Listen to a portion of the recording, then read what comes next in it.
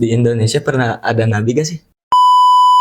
Ini kita harus milih yang mana antara orang tua apa guru nih? Susuci toharoh pakai api itu emang bisa, Mang?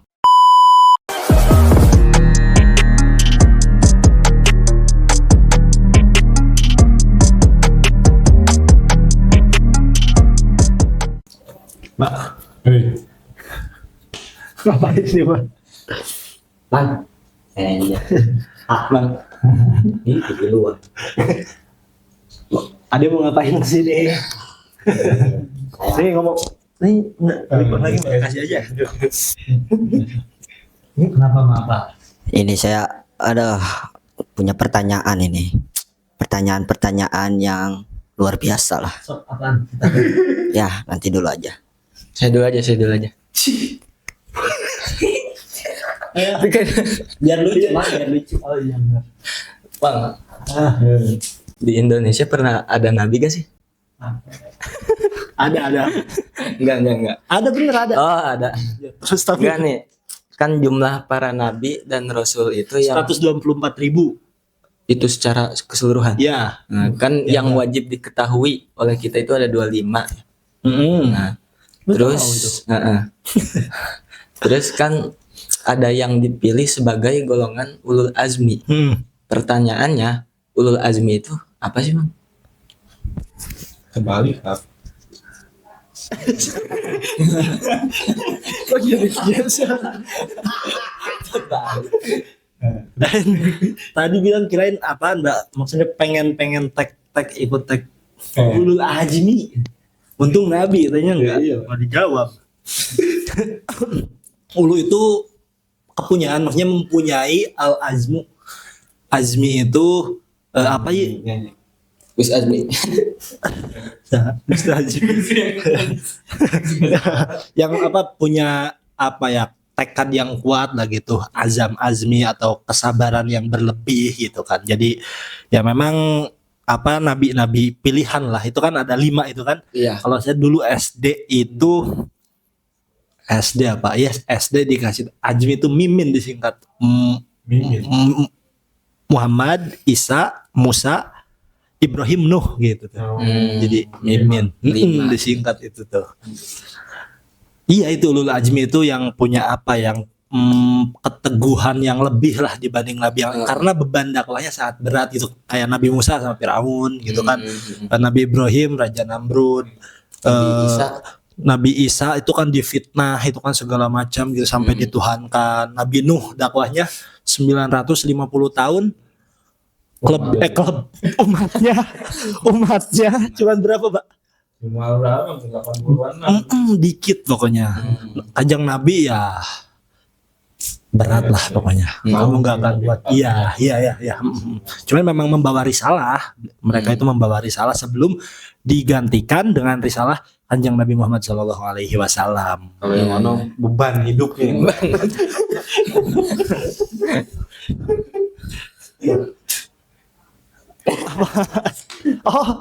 Coba ngomong. Cek. Cek 1 2 3. Cek lo ya. Oke, siap. Bang, Mbak, ini nih punya pertanyaan nih, Abdi. Saya deg-degan dapat bisa jawab.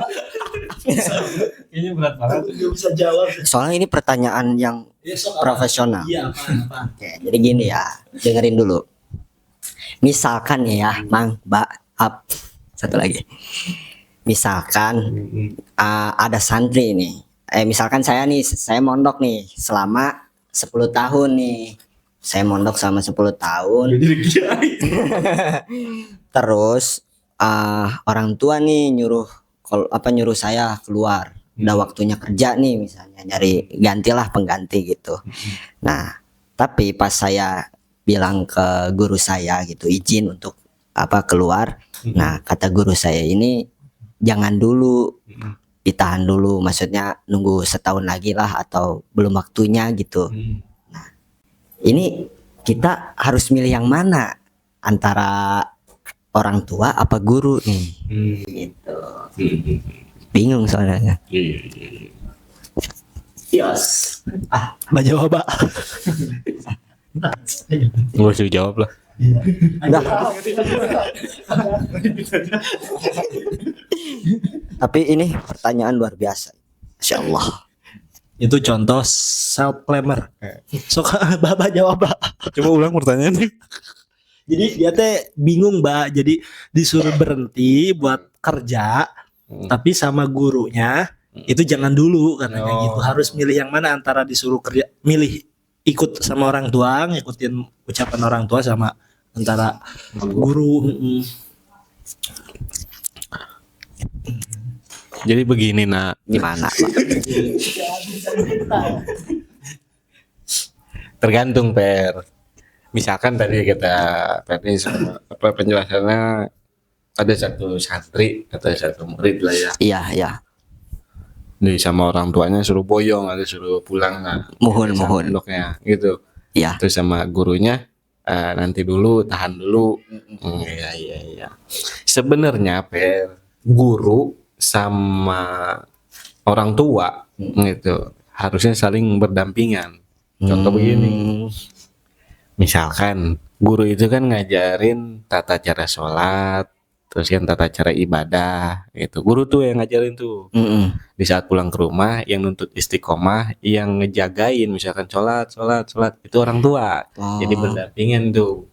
Sebenarnya mah insya Allah sebenarnya nggak ada pertentangan sebenarnya gitu.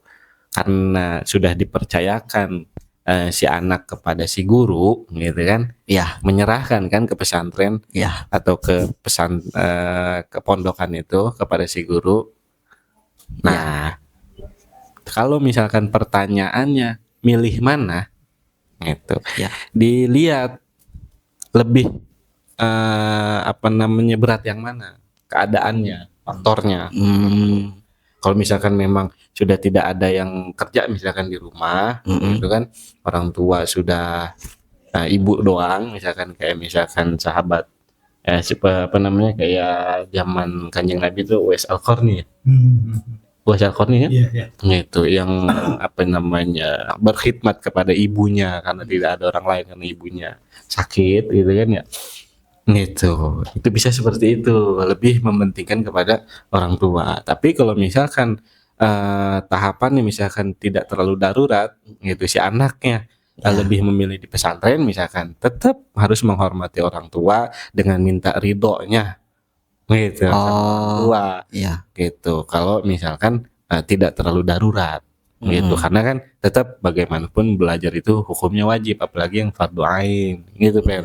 Nah, klasifikasinya bolehnya si anak itu tetap mendapatkan nafkah gitu kan. Kalau si anak itu masih belajar kepada yang fardu, tauhid, fikih, tasawuf, yang fardu itu masih boleh mendapatkan nafkah dari kedua orang tua. Iya, karena istagola bi ilmin syari'in itu. Gitu. Jadi walaupun umurnya udah kayak Mang Dadeng misalkan 35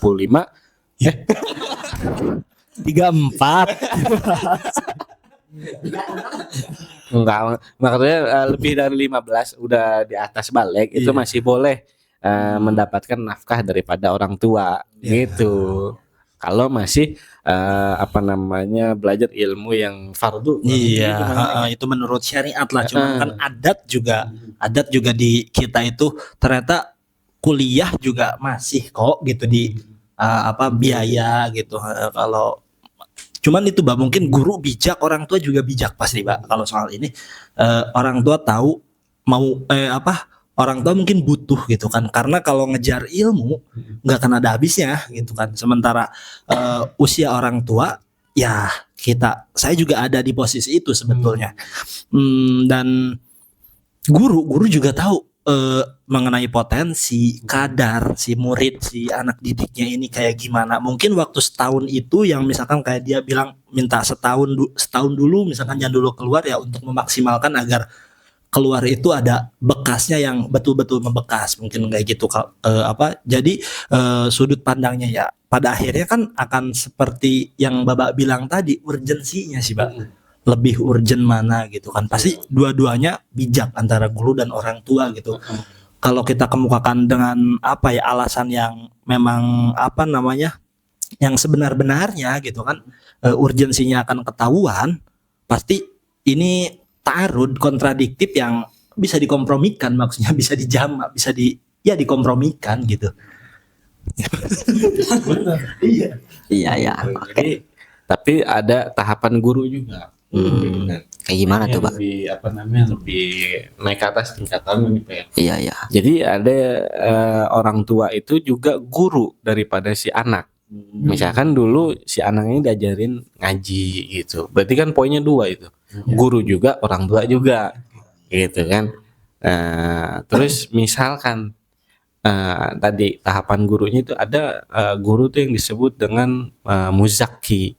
Ada yang murabbi, ada yang mursyid, ada yang ustad, gitu kan. Terus ada yang mudarris, ada yang muallim. Itu beda-beda tuh klasifikasinya nanti. Panjang tuh Per gitu. Tapi kalau udah tahapannya mursyid, nah itu yang berbeda nanti. Gitu. Nanti seperti kurang lebih seperti Kanjeng Nabi. Jadi lebih diutamakan lagi kalau itu. Oh gitu. Jangan Mbak dia ntar dia bingung. Jangan Pak. Gitu Per ya. Istihoroh Per. Iya. Kalau orang mau nikah istihoroh. Gimana ada? Iya nanti. Gimana ada?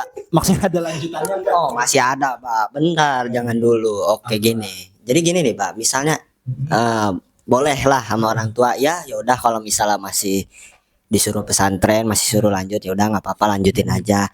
Tapi kata orang tua nggak bisa dibiayain lagi karena kondisi ekonomi kan udah ya kritis gitu. Jadi nggak bakalan dibiayain lagi. Nah, kebanyakan kan orang-orang yang berilmu atau pasti paham lah rezeki itu nggak bakalan kemana, pasti ada aja gitulah. Nah, gimana nih cara biar kita apa ya menguatkan gitu bahwa aduh nggak usah mikirin duit lagi lah gitu buat bayaran ataupun jajan gitu. Gimana nih, Pak? Benar sih Mbak dia pertanyaan. Kayaknya dalam bener. Kayaknya semuanya mungkin yang mondok yang ya katakan udah agak banyak umurnya pasti ngalamin deh di itu yang maksudnya di tingkat ekonomi ini ya kayak kita mungkin kamu saya gitu kan Kang Syihab juga kayaknya ngalamin sih Mbak. Gitu cuman kalau rapatar nanti mondok udah pernah. Iya pasaran Sohib Bukhari ya betul kalau nggak salah. Iya itu nggak akan terjadi sebetulnya begitu. Ya karena tetap harta itu perlu untuk mencari ilmu. Dakwah juga perlu dengan harta gitu. Cuman tetap kalau di klasifikasi di tingkatan itu dakwah dengan ilmu di atas dengan harta. Cuman lebih mudah dengan harta gitu. Yang namanya ikan mah dikasih umpan ngumpul ya Pak. Gitu dakwah juga gitu cara ngambil orang kalau kita dengan harta lebih mudah gitu kan. Cuman kan nanti esensinya bukan esensi apa ya. Rasanya mungkin yang berbeda gitu. Ya tentang menguatkan itu Pak. Mungkin ini kita tahu wama minda batin fil ardi ila Allahi rizquha sampai ke apa hewan-hewan melata yang di dalam tanah itu semuanya dijamin rizkinya gitu. Cuman ya itu keyakinannya itu tumbuhnya di mana sih? Ya mungkin dari kita dapat aja sih kalau makan even gak punya duit juga bisa tetap makan kalau teman-teman kita makan gitu. Cuman kan untuk kedepannya orang tua realistis pasti Mbak. Maksudnya harus ya dong ini udah waktunya gitu kan buat ya katakan cari uang terus nggak bisa ngasih buat bekal lah mungkin di pondok ya memang meyakinkan itu lebih ke kias burhani nanti biasanya juga ada cuman berat sih emang berat lu iya juga kayak gitu gimana Pak coba kan Gini Per. Iya, Pak. Syihab umur berapa tahun? 16. Berarti Berapa ya? nggak jawab 19. 19. Ya. Kuat juga ya. Apa nih? Detik-detik kolot. Tapi gue ganteng. Gini Per. Gimana, Pak? Apa namanya? Ada orang umur misalkan 25 tahun Per. 25 tahun di dalam kandungan misalkan taruh 9 bulan Per. Iya. Itu. Iya. selama dia 25 tahun dia hidup. Hidup. Iya kan? Iya iya iya. Maksudnya gini, pada saat di kandungan gitu kan. Dia itu nggak mikirin kan Mm-mm. makan dari mana, Hmm, keluar kandungan belum mikirin juga. iya. Iya bidan segala macam Iya, gitu. Ya kan? Iya. Udah istilahnya SD, SMP gitu kan, SMA lah masuk baru terus sekarang misalnya kepikiran gitu kan, ini dari mana gitu. Sebenarnya mah insya Allah ada aja Ben. Yang 20 tahun ke belakang aja ada, apalagi yang ke depannya begitu. Terkadang kita, Ben, terkadang nih bingung sama yang belum terjadi. Iya iya. Padahal kan belum terjadi. Mm-mm. Kita bingung. Gitu, contoh begini. Kalau Perdi ditanya, Per, inget nggak 24 jam nih yang kemarin diceritain nih semua sama Perdi? Jangan ngomong ke saya, Pak. Iya kan? pasti ingatnya cuma hanya yang beberapa menit atau beberapa jam. Iya. Kan gitu. Iya. Iya kan? Itu yang kemarin nih, kemarin. Paling juga dari dulu. Perdi paling inget ya yang hal-hal penting gitu. Kalau nggak yang memalukan, yang menyenangkan banget. Ya, betul itu. Yang sedikit kan. Mantap. Gitu. Nah, yang kedepannya belum tentu. Oh gitu kan Per. Iya, Tapi Pak. nggak kepikiran. Jadi intinya maksudnya begini Per. Tadi kata Perdik, rezeki mah kemana? Tapi tetap kita kudu ikhtiar gitu. Jadi kita diciptakan ke apa namanya ke alam semesta ini sama Allah itu untuk beribadah intinya. Nah kalau kamu beribadah kata Allah, aku akan tanggung rezekimu kan begitu. Allah yang akan tanggung. Iya iya. Gitu. Enggak ya, Mbak. Maksudnya walaupun nggak beribadah rezekinya tetap ditanggung loh gitu. Iya. Yang maksudnya ini kan nggak beribadah, yang beribadah ditanggung, yang enggak juga ditanggung. Semuanya ditanggung rezekinya. Pohon tuh. Jadi Allah menciptakan manusia itu maksudnya berikut rezekinya gitu. Kalau Allah menciptakan manusia tidak dengan rezekinya, Allah jolim, bisa diprotes. Dan jolim itu mustahil adanya di Allah gitu. Jadi udah pasti bareng lah ada orangnya berarti ada rezekinya gitu pasti. Cuman kadarnya mungkin yang berbeda gitu. Kadarnya.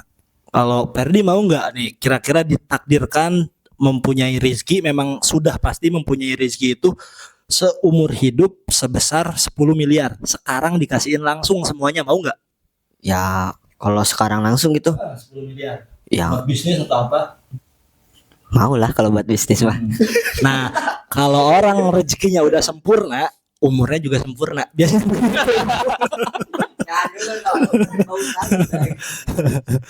Jadi intinya rezeki mah jangan dicari Per. Gitu. jadi Berarti jangan dicari. Jangan dicari. Gitu. Kalau dicari kadang nggak ketemu. Gitu. Paham? Kan gak hilang. Kecuali hilang. Iya, jadi rezeki mah jangan dicari tapi dijemput gitu. Dijemput dengan cara apa? Banyak caranya gitu. Kalau di kita kan bisa dengan istighfar. Ya tadi ibadah, sholat duha, ya santri mah gitu kan, belajar pun Allah udah tanggung itu banyak lagi hadis gitu kan di makalah-makalah yang lain. Ya, Al-Qur'an juga Allah udah tanggung, jangan terlalu takut gitu, jangan terlalu cemas. Ya takut mah biasa, namanya manusia, cemas mah biasa, tapi jangan terlalu gitu. Belum jadi wali, Iya, jadi wali kalau kata repot. orang Sunda mah karempan mah ya, Mbak, gitu tah. Cuman tong sangat kayak siapa tuh Mang? Imam Malik sama siapa yang rezeki itu ada yang oh ya sama sama Imam sama Imam Syafi'i itu Syafi'i. yang apal itu kan kata Imam Syafi'i capek bapak gitu terus. Imam Syafi'i oh iya.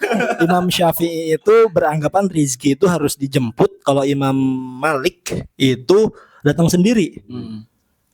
Ya akhirnya Imam Syafi'i berangkat nyari apel, dapat apel, kasihin ke Imam Malik tuh kan datang sendiri gitu. Jadi insya Allah biar aman lah gitu, santri mah insya Allah aman. Iya. Iya. Insya Allah, insya Allah. Kan ada bapaknya tetap Sok. pesantren. Iya nggak? Bapak Kiai. Bapak Kiai. Lanjutkan kelas. Pertanyaan kedua nih Mang. dari Nanya. Oh, enggak sih ulul azmi tadi geus nanya ya. Tadi dikacangin. Bubur. kan katanya Jauh. Mang, katanya pernah dengar kata orang suci toharoh Heeh. pakai api itu emang bisa, Mang? Itu bener aku disuciin barusan.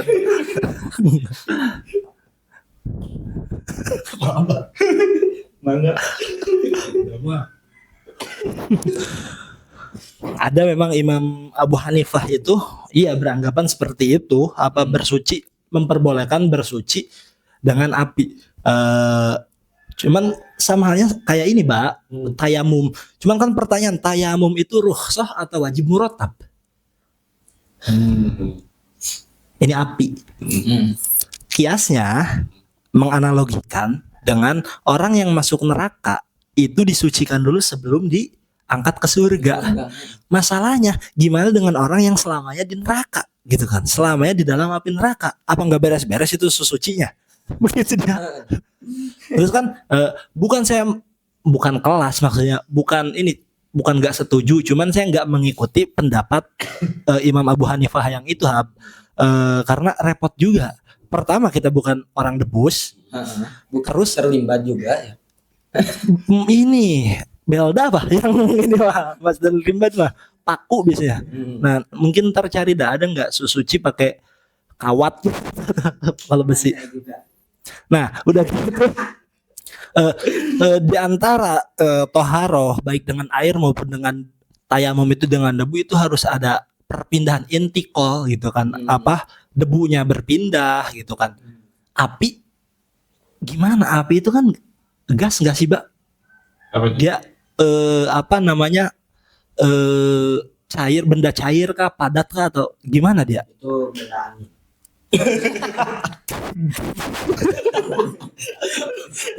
Gas kan, Mbak? Maksudnya nggak bisa dipegang loh, Mbak. Cuman ya dengan logika apa namanya Imam Abu Hanifah itu logis lah dengan mengatakan seperti itu bisa dengan api karena mengkiaskan dengan yang terjadi di neraka kayak gitu kan. Dan seperti bata merah itu kan dari tanah yang entah di situ ada najis atau gimana dibakar untuk ya kemudian disucikan kayak gitu. Cuman kalau saya cenderung ke nggak mau juga apa namanya toharoh atau bersuci pakai api, Mbak. Karena panas, Mbak. Maksudnya latihan di neraka enggak kan? Tapi kalau saya berbeda. Gimana? Nah, kalau saya ya gitulah pokoknya. Oh, jadi kalau cenderung ke ya saya emang nggak mau gimana, Mbak? Kalau Bapak mau nggak toharoh pakai api? Iya kalau di kayak daerah di Jawa itu kan lantai itu kan kadang harus dibakar, kadang ada yang pakai teh kebo dulu. Memang ada kejadian-kejadian yang memang jadi lantainya itu lantai. Ya. Lantai itu waktu itu ngobrol sama temen yang di Jawa, dia pakai jadi dibakar dulu itu apa namanya sih lantai itu bahan dasarnya teh kebo, Deng. Gitu. Tetapi kan ini boleh ngomong rada pikir-pikir yang ini. Boleh. Kon Baba ya. Sabar. Karena ada apa nama yang ya walaupun tidak dibakar gitu. Ada yang menghalalkan atau tidak dinajiskan sesuatu hewan yang bisa dimakan kotorannya. Jadi hewan yang halal kotorannya tidak najis, kan ada juga imam-imam yang lain tapi kan gitu maksudnya. Tapi ada juga tadi Imam Hambali ya. Ya, Imam Imam Abu Hanifah. Imam Abu Hanifah ya. Imam Abu Hanifah itu dibakar. Nah, itu kan di Jawa itu dibakar, Deng. Jadi si tai kebonya itu dibakar, apa namanya si ubin gitu dibakar tuh. Biar bisa dipakai sholat. Jadinya gitu suci kalau pakai Imam Abu Hanifah tadi ya. Iya. Gitu. Di Jawa tuh ada tuh. Cuman kan berarti pada akhirnya, Pak, ini kan untuk mempermudah juga sih, Pak. Iya, ketika ya ada referensi, kita ada apa namanya pendapat yang memang berhak untuk itu, mujtahidin itu, maka ya ketika debu nggak ada, misal air nggak ada, ya mungkin bisa jadi alternatif ya dengan api gitu kan. Ya, ada berat memang. Cuman ya kalau mengenai kotoran tadi Oh, saya belum ini sih, Pak. Cuman kalau yang kayak luwak itu yang jadinya mutan najis ketika dimakan biji keluar juga biji lagi enggak sampai hancur itu ya mutan najis dibasuh itu suci. Cuman kalau tai kebo dibasuh yang ada inti kolun najasah gitu kan. Perpindahan najis. Cuman kan karena dibakar. Ya orang beramal kalau ada ilmunya enak. Mas ya gitu kan jadi enggak usah repot mungkin Mbak ya. Ya atau lu Kalau mau pakai api boleh silakan gitu. Debus mungkin ya. debus. Tapi tadi jawab pertanyaan siapa yang pertama juga. Iya ya, yang ulul azmi. Yang sebelumnya Oh Nabi di Indonesia. di Indonesia. Ya. Itu gimana? Boleh ya? Tuh jawab, Pak.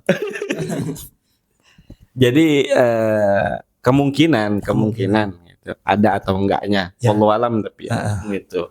Mungkin masih sulit untuk ditelusuri kan. Tetapi ada data yang menunjukkan itu bisa di searching lah, bisa dicari-cari. Itu ada Nabiullah Ibrahim itu mempunyai 2 orang istri ya masyhurnya. Gitu. Tetapi ada yang mengatakan 3 atau 4 gitu. Kita pakai yang 3 lah gitu. Tapi kan masyhurnya 2 kan. Ya. Gitu. Jadi Siti Saroh sama Siti Hajar. Terus ada lagi Siti Konturoh namanya satu lagi. Iya. Nah, dari keturunan Siti Konturoh ini nanti punya anak 7.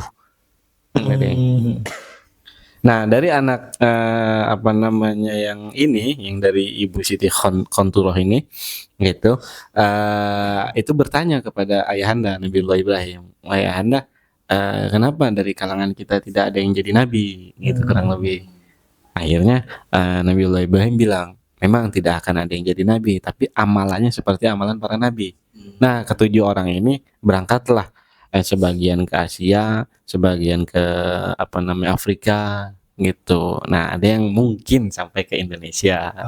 Gitu. Mungkin ada yang ke ke Baduy, terus ke yang ke Jawa itu Jawa apa namanya? Jepara bukan.